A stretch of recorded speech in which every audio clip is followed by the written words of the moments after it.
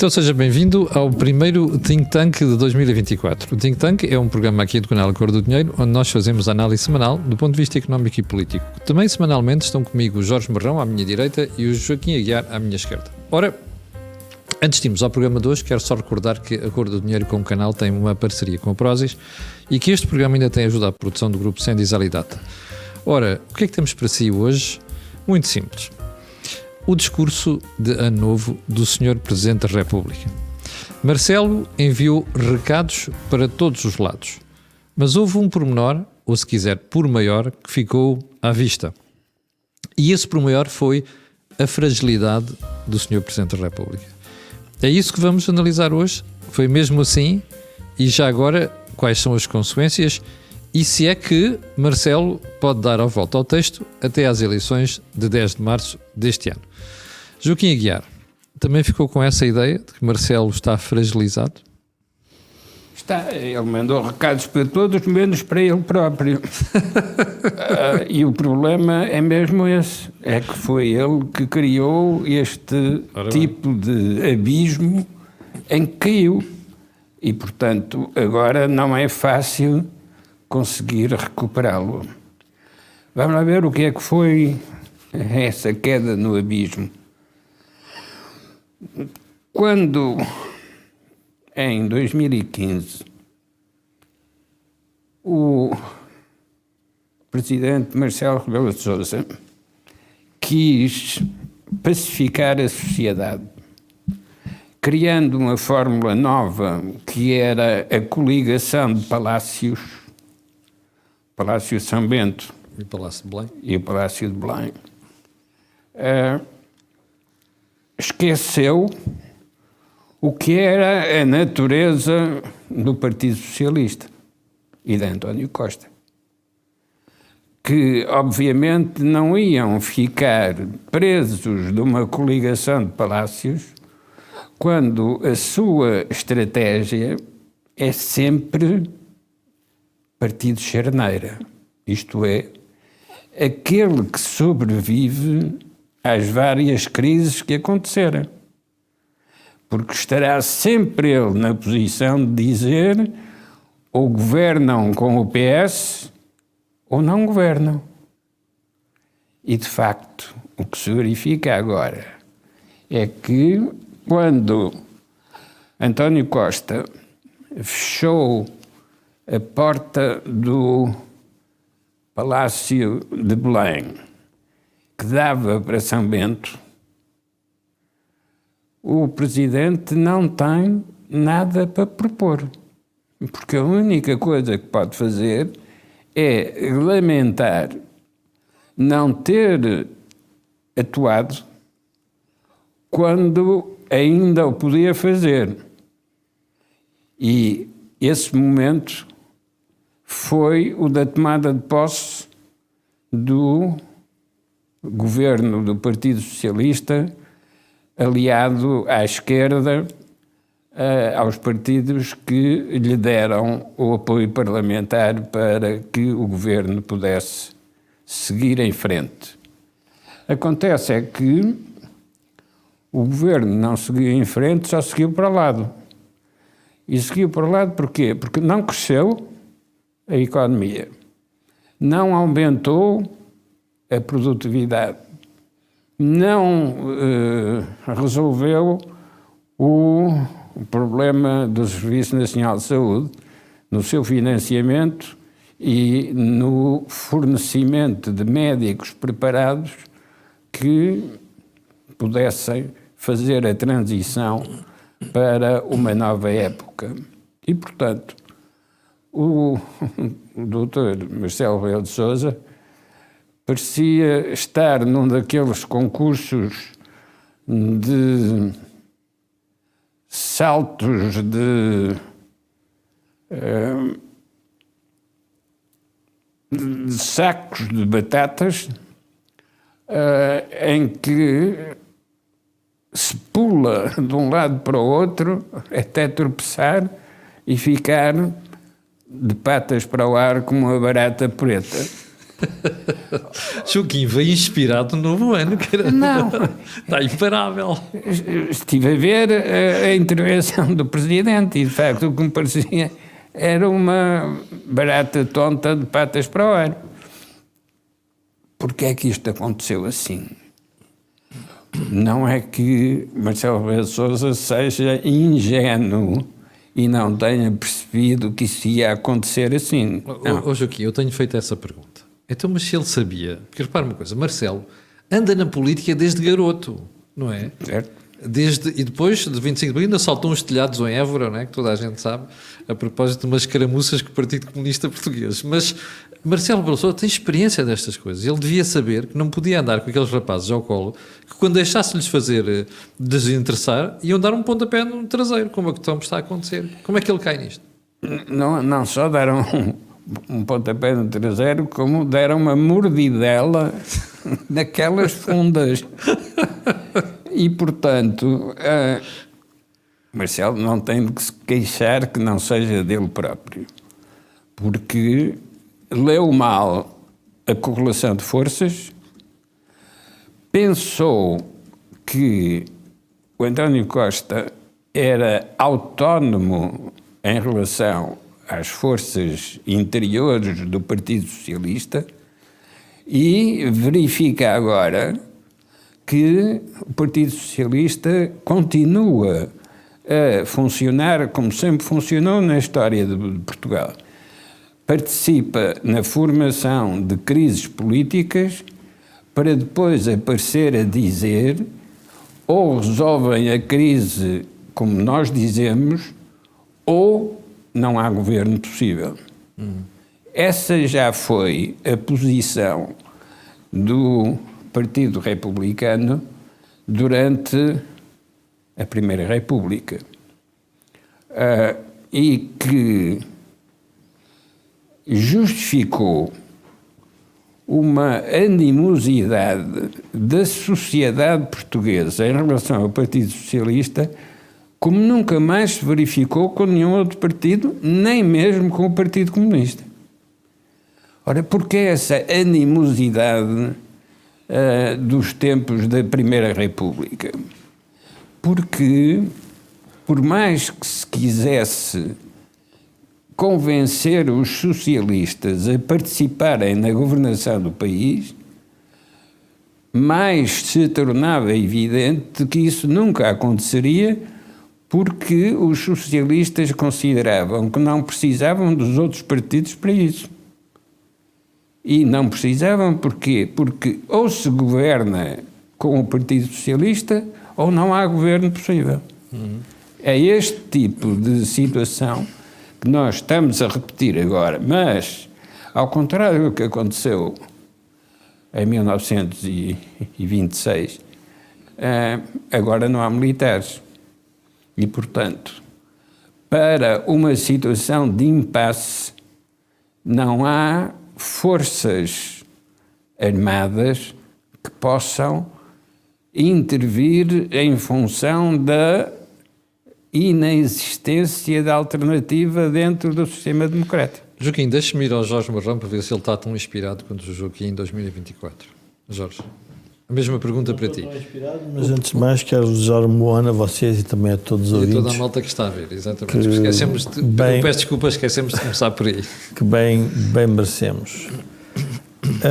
Eu não sei por onde é de começar relativamente ao discurso do Sr. Presidente da República, porque apetecia-me fazê-lo de forma positiva. Mas é difícil. Eu julgo que o discurso é um discurso confrangedor e triste porque demonstra um Presidente com... Diminuído, fragilizado. Não sei se as pessoas repararam, mas até a própria linguagem corporal dele sim. É uma linguagem de um certo distanciamento, não é um discurso...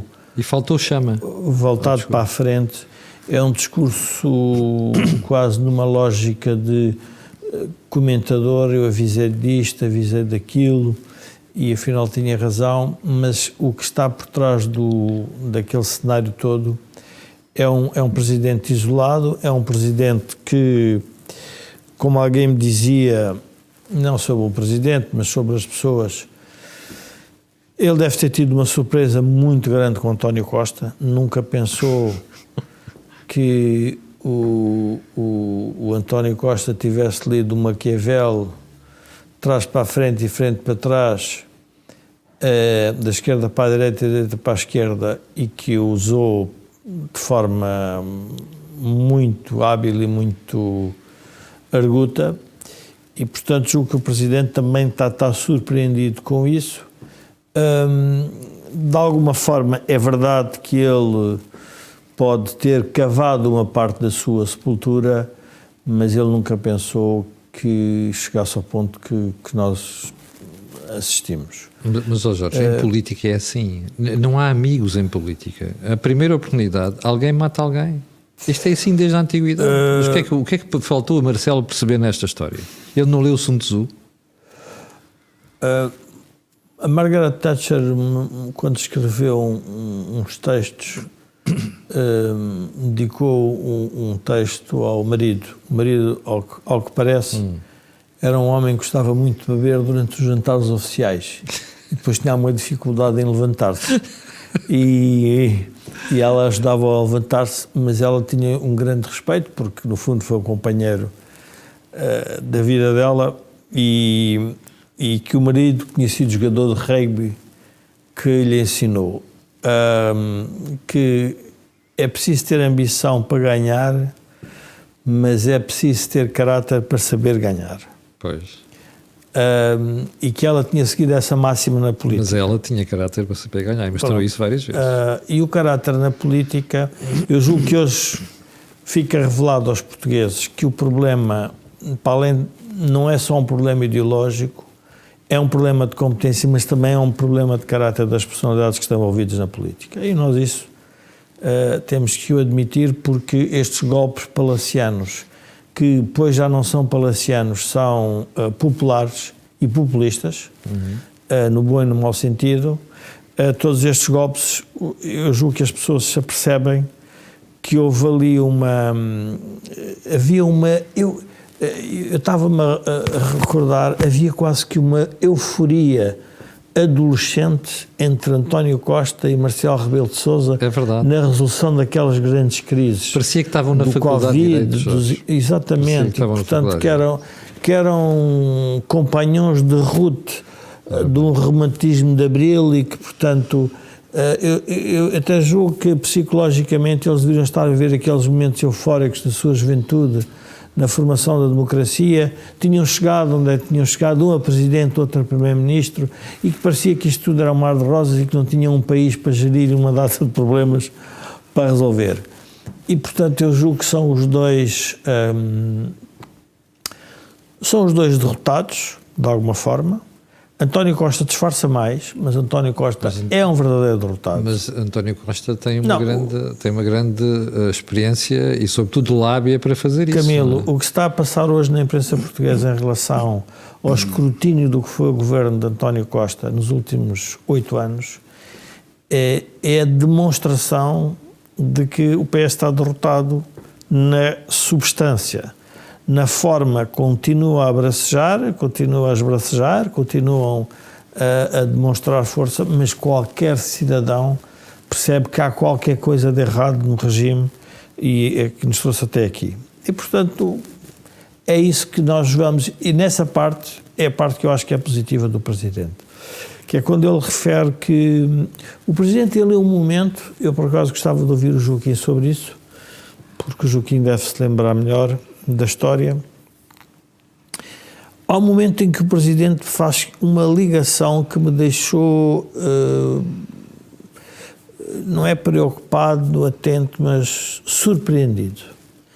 Quando ele refere a crise de petróleo de 73, o problema que se estava a passar e depois a revolução, e isto foi há 50 anos, e agora estamos outra vez há 50 anos, com uma crise, e portanto depois desbobina ali as crises todas que andam pelo mundo fora, a Palestina, os Estados Unidos, a imigração na Europa, a pobreza, a injustiça, é como se o Presidente tivesse feito um movimento retroativo, um flashback, e diz: eu estou se calhar aqui sentado num momento em que eu não sei bem o que é que será a história dos próximos 50 anos. E a tibieza com que ele fala nos próximos 50 anos é que é preocupante. Porque isso revelou que ele não estava preparado para este desaire. Não é um presidente efusivo, não é um presidente alegre, não foi um presidente com esperança, foi um presidente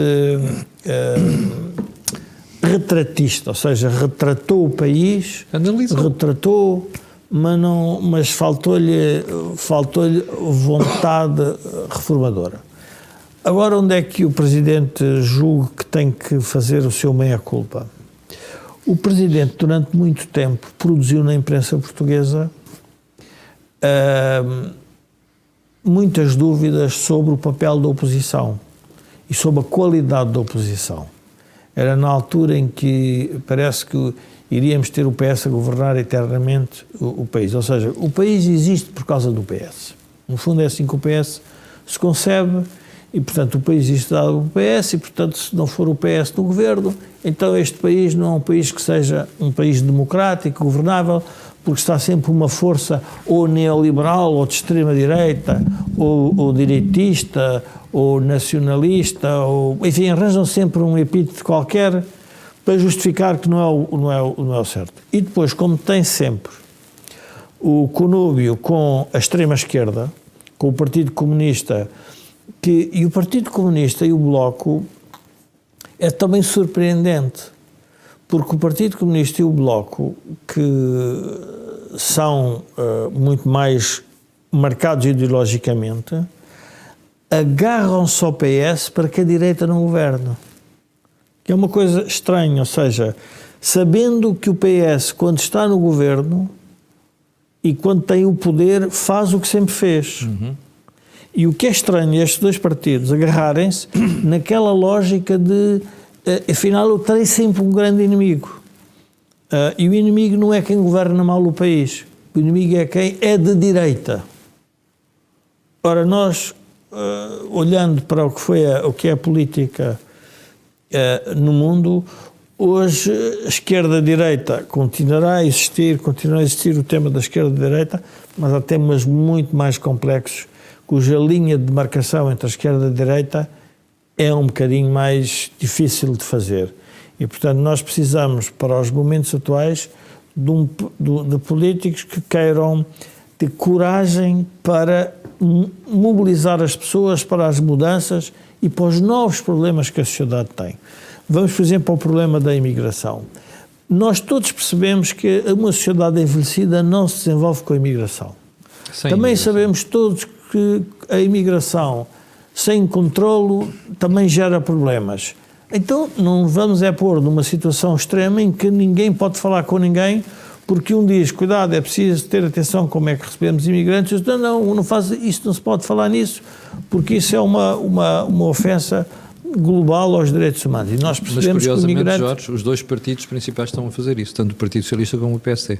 Por isso é que eu estou a dizer, a crise da política ou seja, a crise da política é trazer para a luta política, para a liça política, temas do passado, como se fossem temas muito relevantes. Veja-se o caso da social-democracia.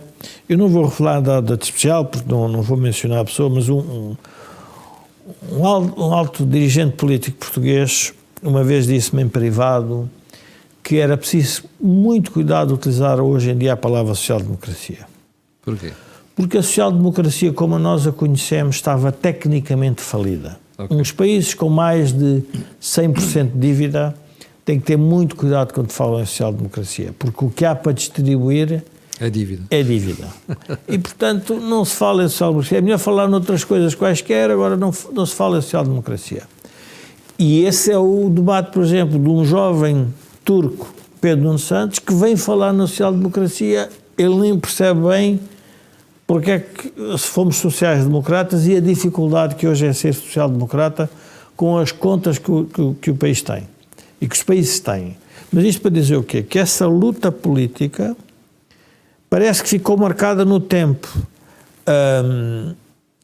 Eu recordo-me quando eu nasci em Moçambique e vim para Portugal novo, fiz o liceu, fiz a escola aqui em 73, depois apanhei a Revolução, depois voltei para Moçambique, depois voltei. E quando regressei a Moçambique, em 81, depois da Revolução, lembro-me que o povo estava instruído para qualquer problema que houvesse, dizia que eram as sequelas do colonialismo.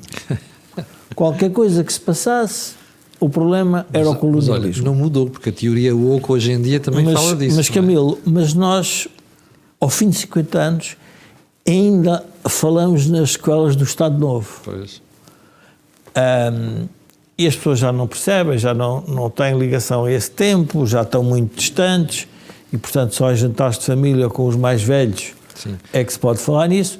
E então julgo que há uma falta de coragem política geral para se debater os assuntos. Mas isto para onde é que eu queria, eu depois desviei, mas voltando à questão do professor Marcelo. Com todos estes problemas, o professor Marcelo revelou-se um presidente isolado, que eu, obviamente, do ponto de vista de cidadão, vou apoiá-lo até às suas decisões a partir de 10 de março, porque ele, no fundo, vai ser o reconfigurador ou não da política em Portugal, a partir de 10 de março. Se o quiser ser, pode ser. Se não o quiser ser, não o será. Dificilmente ficará na história por boas razões. Se não pensar que ele tem que abanar o regime, porque o regime precisa de levar um abanão. E eu julgo que todos os atores estão a perceber isso. Em geral, quase todos estão a perceber. Estão todos a fingir que não estão a perceber, porque eu já estou a imaginar que a 10 de março não temos governo em 25 de abril, em 25 de abril vamos ter os capitães de abril, enfim, a aparecerem, não sei se vão aparecer, se eles vão conseguir subir a um tanque, porque já não têm idade para isso, mas vão querer continuar a aparecer, e eu julgo que aqui é um momento muito importante da vida política portuguesa, e por isso é que eu achei que o discurso foi um pouco triste e confrangedor, porque eu não vi garra nem chama transformadora naquela lição do professor Marcelo. Joaquim, houve uma coisa que a mim me surpreendeu no discurso do Presidente, é que nós não vimos qualquer referência ao pós-10 de março. Isto é um sintoma de que o Presidente está preocupado com o que pode acontecer e não quis tocar no assunto. Sim, que está preocupado, não podia deixar de estar preocupado, designadamente porque entregou o destino do país à roleta eleitoral. Nada se pode fazer... E não sabe o que é que vai sair de lá. Pois, nada se pode fazer enquanto não se souber o que é que vai sair de lá, dessa roleta. E, portanto, ele, Presidente, que não pode passar o poder a ninguém, porque é um poder que é só dele, não se mostra configurador do futuro. Mas isso significa que também não será configurador do presente. Isto é, quando souber qual é o resultado eleitoral, pode muito bem acontecer que ele não tenha nada a dizer. Mas não pode ser afastado nem eliminado. Mais uma vez, é o tal problema de não há militares para disputarem a mudança. Joaquim, mas deixe-me só tentar esclarecer o que é que o Joaquim está a dizer. Sobre ele pode não ter nada a dizer, mas ele vai mesmo ter alguma coisa para dizer, mesmo que haja, imagina, mesmo que houvesse uma maioria, e essa maioria clara, ele vai ter que intervir, não é? O problema da fragilidade do Presidente é que, se não houver uma situação clara, então aí é que se torna mesmo necessária a intervenção do Presidente. Só que nessa altura verifica-se que a intervenção do Presidente não tem resultados, isto é, não tem consequências, E então é a figura do presidente que fica remetida ao Américo Tomás. Isto é, era tão redondo, que não tinha ponta para onde se pegar. Ó Joaquim, mas com o Américo Tomás havia uma ditadura, ou seja, forçadamente ou não, haveria um vencedor, que era Oliveira Salazar. Desta vez não há ditaduras e podemos nem sequer perceber quem é o vencedor das eleições, não é? E qual é a solução que podemos perspectivar. Ora, esse é que é verdadeiramente o problema que começou em 2012, quando Marcelo Rebelo de Sousa aceita António Costa como primeiro-ministro com alianças a partidos de esquerda. Sim, 2015. 2015. A partir daí já não pode alterar o curso da história, a não ser que tivesse uma concepção suficientemente forte para acompanhar o governo, orientando num determinado sentido. Mas o Joaquim está a dizer isso há vários anos, é curioso a coerência do discurso. O Joaquim está a dizer isso há vários anos, que o Marcelo está condenado desde esse dia, em que aceitou a aliança entre o PS e a extrema-esquerda. É verdade, porque aceitou isso renegando o que eram os conselhos da Troika. Sim. E isso condena um dirigente nacional quando este atira a sua população para a estrada errada. Porque é que Marcelo Rebelo de Sousa tem esse tipo de atitude? Tal como teve em relação às nacionalizações. Nunca Marcelo Rebelo de Sousa atribuiu às nacionalizações as dificuldades de crescimento da economia. E não o fez para que não parecesse que estava a defender os antigos capitalistas, esquecendo-se que esse vazio deixado pelos antigos capitalistas expulsos da economia portuguesa deixou um vazio que mais ninguém preencheu, nem mesmo os fundos comunitários. Porque fundos comunitários são capital, massa monetária.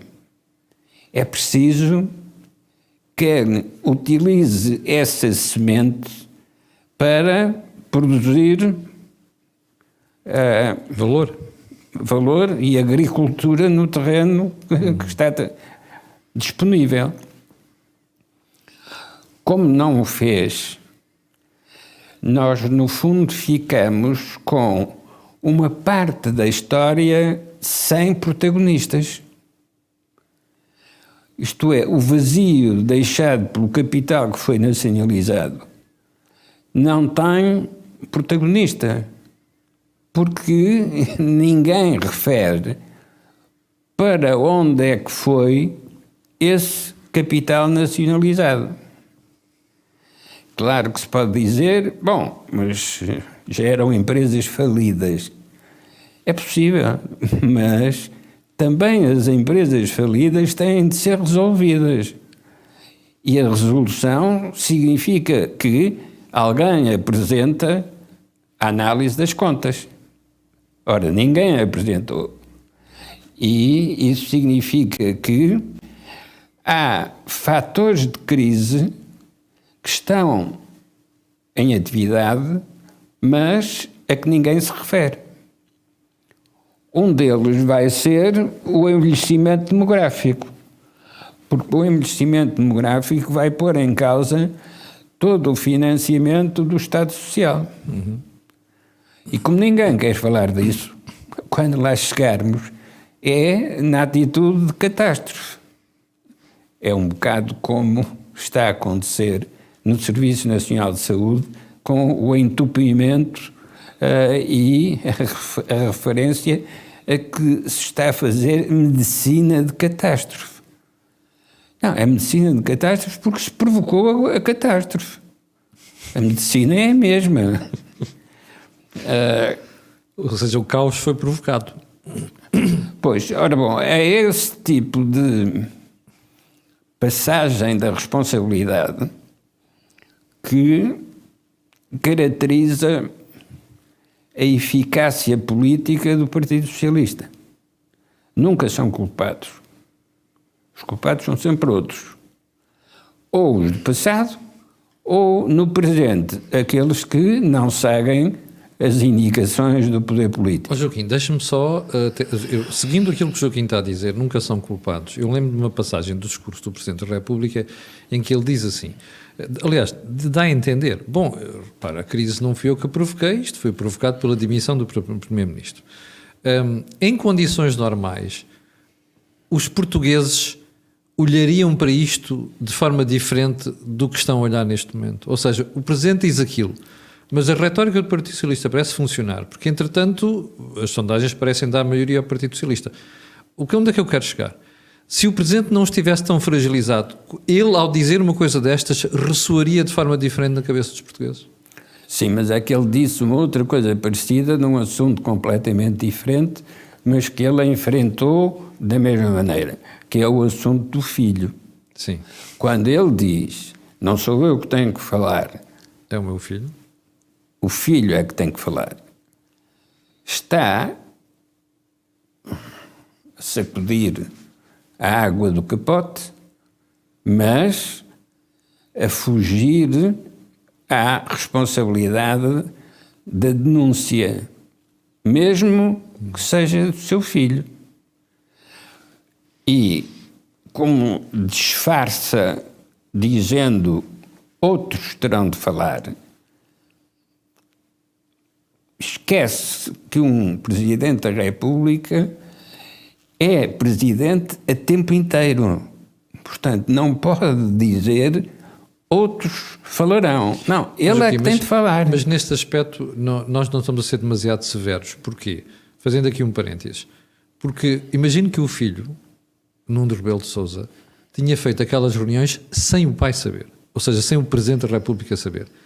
Aí o Marcelo não pode fazer nada. Não é? Ou seja, a responsabilidade é mesmo do Nuno Rebelo de Sousa. Aí o Presidente não tem razão ao dizer eu não posso ser mais nada, quem tem que falar são os outros. Mas a responsabilidade de quem é Presidente da República, para além de ser pai do filho, a responsabilidade é explicar à audiência, que é o país, o que é que se passou. Ok. Que essa parte ele não foi responsável. Ora, não fazendo isso, abdica da sua responsabilidade como Presidente, sendo certo que o poder que tem como Presidente está associado a essa responsabilidade de explicar aos cidadãos, aos eleitores, o que é que aconteceu nessa circunstância singular de um aproveitamento indevido da gratuitidade do Serviço Nacional de Saúde. Mas isso explicado não tem problema nenhum. É um erro que tem de ser corrigido.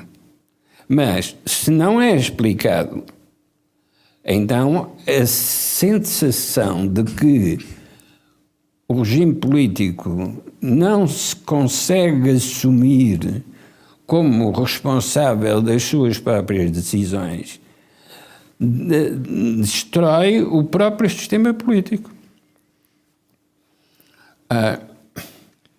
Que há uns anos... Joaquim, mas não esqueça do que ia dizer, mas repare, nós estamos no dia 2 de janeiro. As eleições são a 10 de março. O Presidente está fragilizado. Esta história do filho e das gêmeas ainda o fragilizou mais. Marcelo tem condições para recuperar disto até ao dia 10 de março? Porque ele pode ser mesmo preciso a partir daí. Até o dia 10 de março não tem com certeza, mas o que acontecer a 10 de março é que pode dar a oportunidade para se regenerar. Ele resolver de uma vez só vários problemas. Deixa-me ouvir a opinião do Jorge Marrão sobre este aspecto. Jorge. É interessante o Joaquim ter levado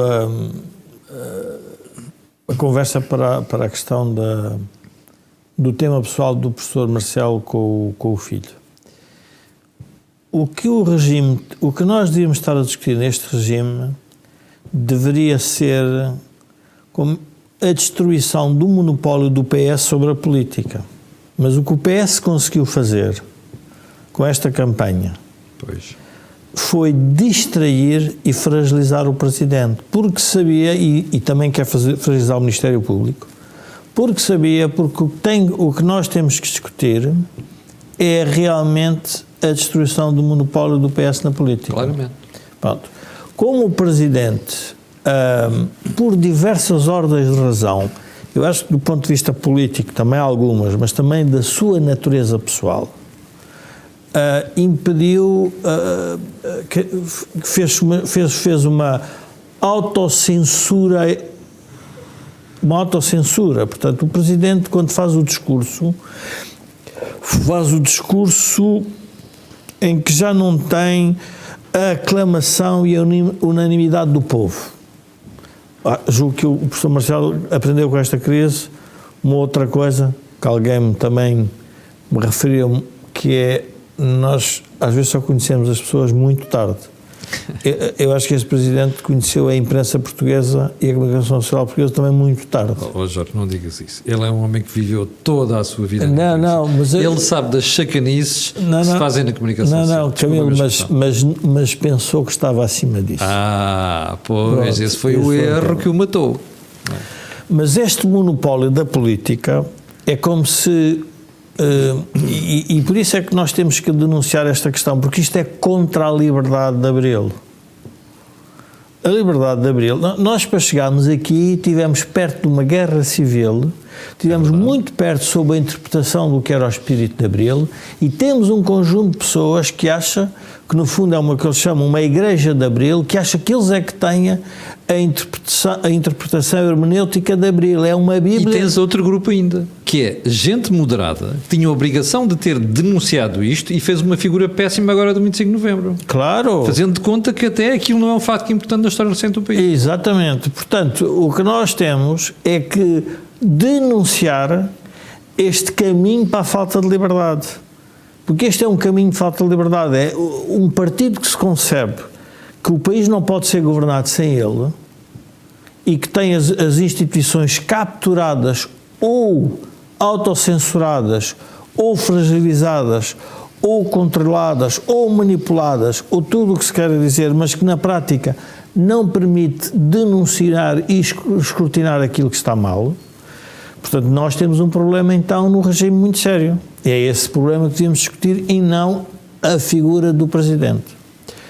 É óbvio que não se pode dissociar uma coisa da outra. Ou seja, o Presidente, e o Joaquim tem razão, um bombeiro é um bombeiro 24 horas por dia e, portanto, quando há um incêndio não se pode dizer não, eu agora estou na minha hora de sesta ou de férias ou seja do que for. Portanto, vai ter que acudir ao problema. E é nesse tema, é nessa matéria que eu julgo que o Presidente faltou-lhe coragem. Porque, Camilo, nós estamos a entrar nos 50 anos de Abril. O Presidente, enfim, se estivéssemos a imaginar, aconselhar um Presidente, começa a enunciar o que é que faz sentido que o país pense nos próximos 50 anos. Ele refere isso. Mas sabe que não pode ir mais longe, porquê? Porque 10 de março... Foi muito parco nas ideias. Não, mas é que 10 de março é uma data mesmo histórica para Portugal no regime. Porque aos 50 anos de Abril, são novas lideranças nos dois partidos com gerações diferentes, é uma quebra do Partido Comunista que teve sempre brutal, quer dizer, que se começa a perceber, é o crescimento de um partido à direita radical que se imaginaria que não teríamos, foi o desaparecimento do CDS, é uma certa perturbação dentro da ala liberal e dentro do PS há uma espécie de uma paz podre de cumplicidade e de companheirismo mas que se percebe que há ali qualquer coisa que não está ainda assente, porque sobre as grandes questões não se conseguiu ligar ao PSD, sabendo que sem o PSD não consegue fazer nada, e portanto, porque é que está a fazer isto? E é nisto que eu acho que o Presidente teria que denunciar. Mas a verdadeira denúncia, na minha opinião, tem a ver com o tema dos indecisos da abstenção em Portugal. Bom, isso é a segunda parte do programa de hoje, porque repara, eu vi uma sondagem no fim de semana que me deixou abespinhado, aliás, melhor, abismado, que dava um fosso de 6 pontos percentuais entre o Partido Socialista e o PSD. Eu acho que por muito má campanha que o PSD esteja a fazer, duvido seriamente que haja um fosso de 6 pontos percentuais entre uma coisa e outra. O que é que nós estamos aqui a ver? Alguém fez uma atribuição errada de indecisos? Ou tendencialmente para favorecer algum dos Camilo, na altura da Revolução, quando saiu a votação do Partido Comunista, o Joaquim deve-se lembrar disso, a expressão usada foi a montanha pariu um rato. O que era a montanha pariu um rato havia um barulho ensurdecedor sobre a força do Partido Comunista, tinha participado nas nacionalizações com reforma agrárias, o Álvaro Cunhal, com aquela sua atitude arrogante e prepotente, com o apoio todo do Bloco Soviético. Aliás, o Kissinger já se tinha desistido de Portugal, se não fosse o Mário Soares. O Kissinger chamou-lhe o Karinsky, não era? Exatamente, era o rumeno. O português, e de repente teve-se um resultado. Eu julgo que, não quero ser zandinga nem fazer um oráculo nenhum, mas o país, eu julgo que estas eleições seria interessante que o país, e aí eu tenho a me fazer a minha declaração de interesse, que era o país que volta à direita, não tenho nenhum conflito de interesse sobre isso, é a minha as pessoas não precisam estar preocupadas que neste canal o pessoal já sabe que o pessoal está mais à direita. Quero isso. Julgo que o país deveria demonstrar, e essa vai ser outra dificuldade, e dar uma legitimidade acrescida ao Presidente da República para ser inequívoco na sua solução. Ou seja, o que é que eu quero dizer? Se o número de votos for significativo à direita, não é número de deputados, número de votos, o Presidente ficaria com uma legitimidade para pôr outras questões para quem lhe quisesse apresentar formações de governo. E isto é para aquela esquerda que quer fazer contabilidades dos deputados, mas depois o número de votos não quer, mas quando fala nos Estados Unidos fala sempre que o Trump não teve mais votos que a Clinton, mas mesmo assim o Trump foi eleito porque o colégio eleitoral e a democracia indireta tem destas, enfim, a maior democracia do mundo e que nos protege de quase tudo, é uma democracia, segundo a leitura dos iluminados da esquerda em Portugal, é uma democracia cheia de flaws, cheia de falhas. Mas isto, eu julgo que o país deveria sair do sofá e ir votar. Olha, já agora deixa-me dizer que isto aqui é uma batalha que a Cor do Dinheiro assume para este ano, o canal. E ainda bem que o Jorge está a dizer aqui. Nós vamos fazer tudo do nosso lado para tentar mobilizar quem nos ouve. Não ficar em casa e ir votar. Porque quem não vai votar depois é governado por aqueles que votam. Basicamente isto. Mas aguardo que vamos ter novidades nessa área. Sim, eu julgo que a questão das pessoas irem votar, quer à esquerda, quer à direita, porque é muito diferente de um presidente passar de uma abstenção de mais de 50% a abaixo de 50%, porque significa que as pessoas ficaram preocupadas com o que estava em cima da mesa. Sim. E, portanto, eu julgo que isso era um tema que deveria ser... E o Presidente referiu isso. Ele percebeu, ele fez essa menção, eu acho que é uma menção muito útil. Mas onde é que eu queria voltar à questão do monopólio da política? A crise do regime é também uma crise de equilíbrio entre instituições. Não é só uma crise de recusa de modelo económico e social que deriva da Troika.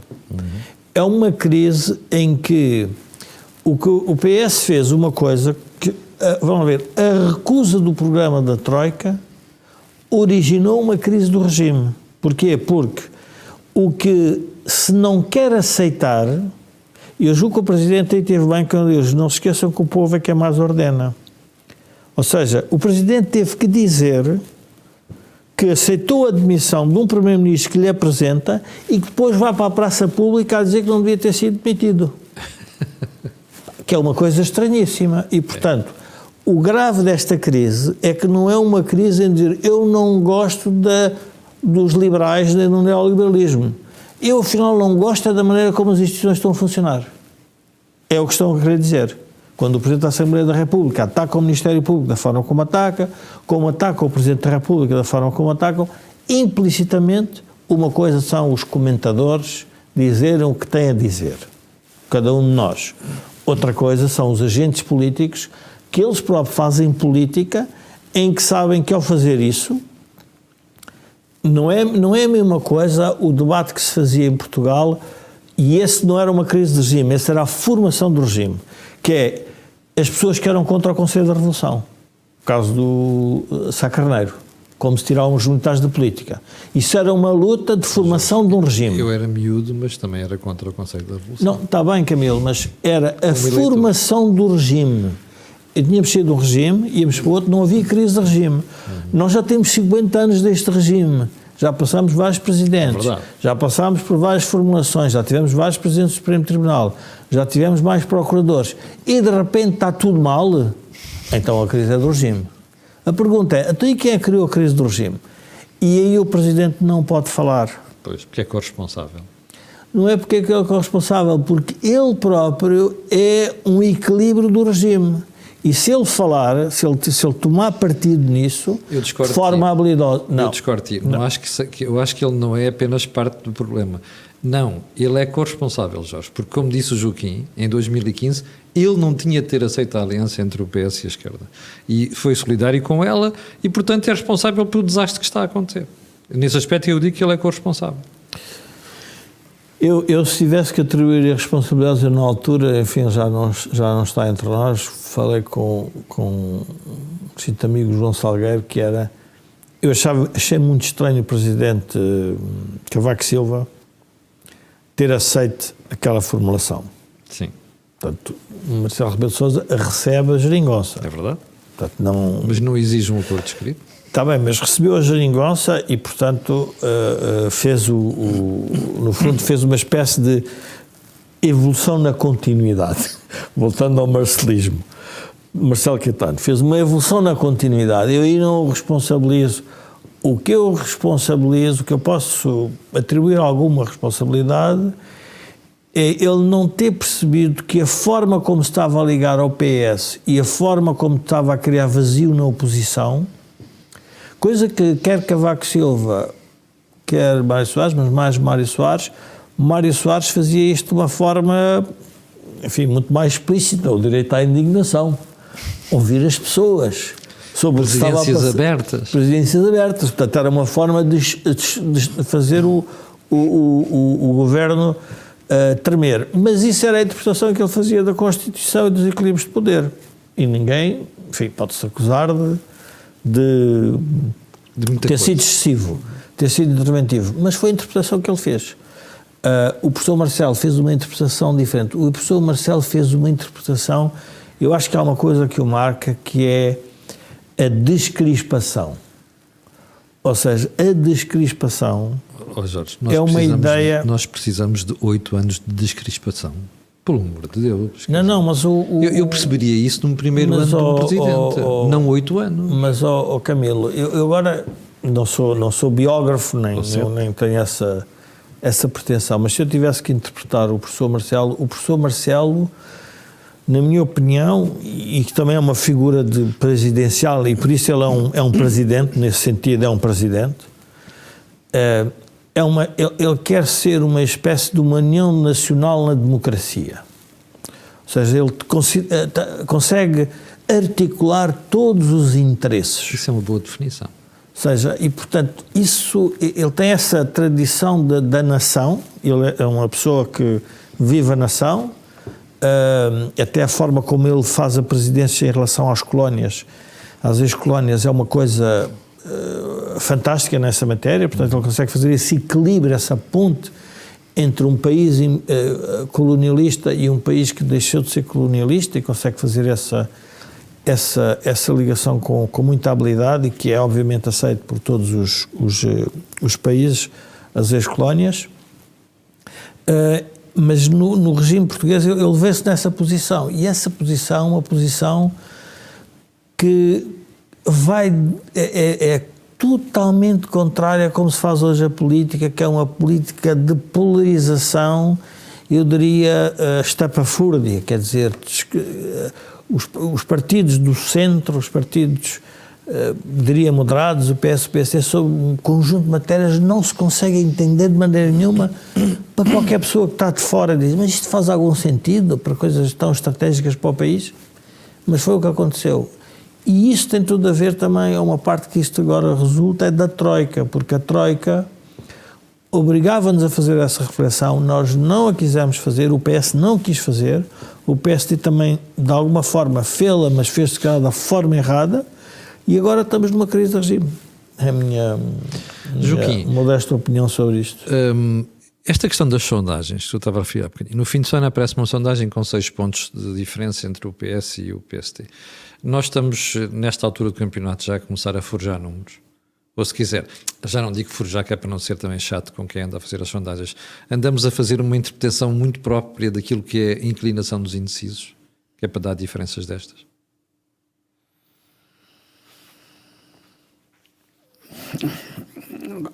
Camilo, as sondagens nunca são falsas.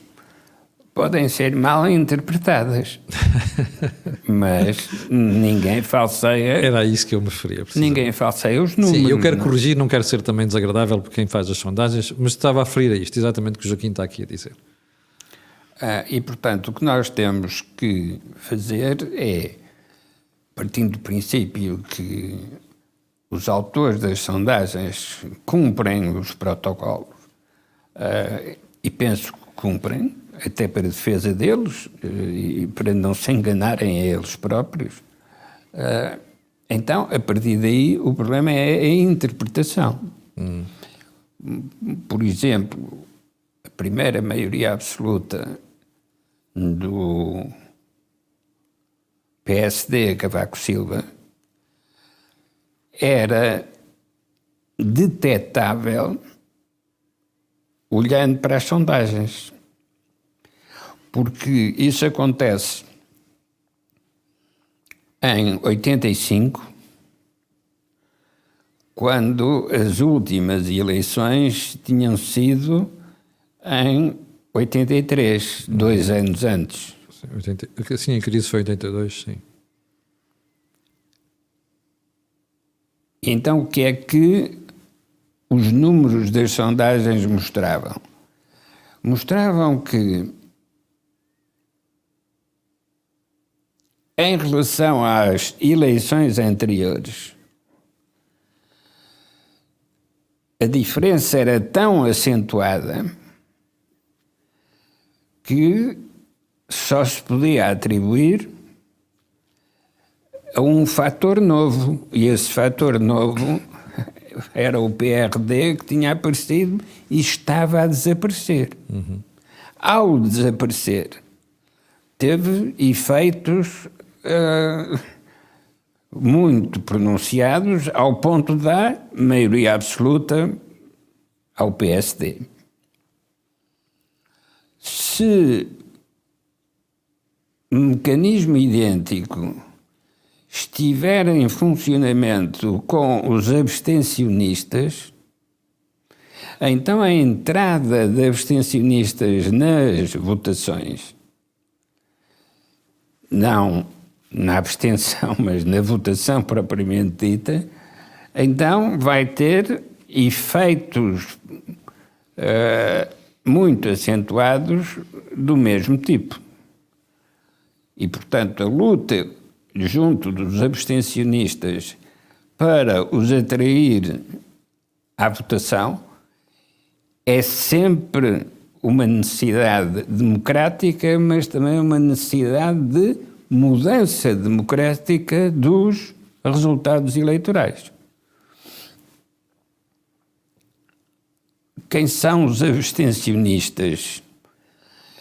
Habitualmente são os desiludidos com as escolhas anteriores, designadamente a última escolha. E, portanto, fazendo as comparações em períodos curtos de eleições sucessivas, é relativamente fácil identificar o que é a tendência. Não exatamente a percentagem de votos, mas a tendência, no sentido de aumentar ou diminuir. E, neste caso, para as eleições do dia 10, o que nós podemos ver é que nem o PSD recupera significativamente, nem o PS perde significativamente. O que tem como consequência termos de prever que tudo fica politicamente na mesma, ainda que estatisticamente os números sejam diferentes. Mas o espaço de soluções políticas pode ser exatamente idêntico ao das últimas eleições. E então, nessa altura, quem fica exposto na primeira linha é o Presidente, porque mandou fazer eleições e, afinal, não encontrou solução. E, portanto, volta à forma anterior, pré-eleições. Jorge, nós estamos a praticamente 3 minutos do fim do programa, mas eu não resisto a fazer esta pergunta. Eu compreenderia que António Costa estivesse a ser demasiado agressivo, e Pedro Nuno Santos, com o seu opositor direto, que é Luís Montenegro. Tenho mais dificuldade em perceber que o PS queira dar cabo da credibilidade da imagem do Presidente da República. Porquê? Porquê? Porque com o Presidente vai a imagem da Presidência da República. Ou seja, nós estamos aqui perante uma situação em que começa a faltar respeito institucional. Isto prejudica a imagem da democracia da República? Não, é evidente. Eu julgo que o que ressalta desta crise que começa em 2011 é a crise da bancarrota. Aconteceu exatamente o mesmo com a chegada do Estado Novo, que é a mudança do regime. A mudança do regime em democracia é uma coisa mais complexa, mas é uma espécie de um bater de porta violento, porque é um bater de porta expresso nas urnas, em que os atores têm todos que têm todos que aceitar o que está a acontecer. O melhor exemplo que está a acontecer em Portugal sobre esta mudança de regime, e que nós temos que admitir que é mesmo, tem a ver com a direita em Portugal. Ainda há pessoas que ainda estão a fazer um discurso e tentaram de alguma forma que o partido, o Chega, tornasse não constitucional. Portanto, é uma espécie de uma concepção de regime em que vozes dissonantes sobre uma matéria que as pessoas estão a ficar preocupadas e que os partidos do centro não estão a querer resolver, que não tem que ter expressão, nos votos. E, portanto, tudo isto é uma crise de regime, porque as pessoas que conceberam o regime, viveram-no e criaram-no, não aceitam que esteja a acontecer à frente deles. E isto é óbvio que é uma violência para os atores do passado, porque olham e dizem, mas como é que isto está a acontecer? E nós estamos a assistir na Europa. Quer dizer, o melhor exemplo de uma mudança de regime cujas consequências nós não conseguimos medir, mas para as pessoas perceberem, fazer um paralelismo, é olhar para o Brexit. Quer dizer, nós pensaríamos que antes do Brexit, quem é que dizia que a Inglaterra saiu da Europa? E saiu. Portanto, nós temos que parar e pensar que isso pode acontecer, e foi de forma pacífica. Não houve nem terrorismo, nem atos bombistas, nada. As pessoas foram votar, disseram, não queremos estar mais na Europa. uma parte da Europa não aceita isso, uma parte dos ingleses também não aceitam, mas a verdade é que tiveram que sujeitar ao escrutínio popular. E, portanto, julgo que é por aí que o regime vai mudar. O regime vai mudar através do voto. E por isso é que apelar a que todas as pessoas de esquerda e direita votem é, no fundo, dizer, por favor, digam lá para onde é que vocês querem levar o regime. Porque o regime como está, com os partidos como eles estão, com as mesmas votações em que o Presidente anda ali a fazer um jogo de equilíbrio muito fino e muito complexo, em que, não sendo demonstrativo da mudança, eu julgo que aqui a demonstração da mudança tem que ser a abstenção. E aí eu acho que os partidos todos deviam unir nisso para tentar que isso acontecesse, no fundo, que a abstenção caísse de forma significativa. Bom, chegamos ao final do programa desta semana. É o primeiro programa de 2024. Analisámos o discurso do Presidente da República e também as sondagens. Nós voltaremos na próxima terça-feira. Antes de irmos embora, quero só recordar que o canal Acordo do Dinheiro tem uma parceria com a Prozis e que este programa ainda tem ajuda à produção do grupo Sendis Alidata. Quanto a nós, vemos amanhã de manhã, às 8, e para o final fica aquele pedido sempre. Colocar um gosto, fazer partida nas redes sociais e subscrever o canal, já sabe porquê. Aquilo que houve aqui, não houve mesmo, é mais lado nenhum. Muito obrigado, com licença, e até amanhã às 8.